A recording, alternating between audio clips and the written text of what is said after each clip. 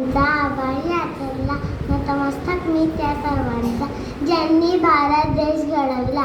व्यासपीठावर उपस्थित माननीय मुख्याध्यापक, पूज्य गुरुजन आणि माझ्या बालमित्रांनो, आज आपण आपल्या भारताचा 78वा स्वातंत्र्य दिन साजरा करण्यासाठी इथे जमलो आहोत.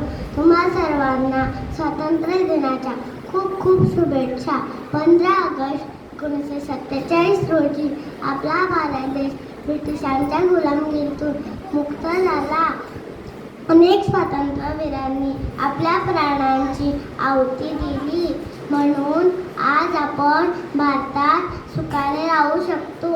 आज भारतासमोर महागाई, भ्रष्टाचार, कचरा, गरिबी यासारख्या समस्या आजपासून उभ्या आहेत. या समस्यांवर मार्ग काढल्याशिवाय देश सुखी, संपन्न व प्रगत होणार नाही.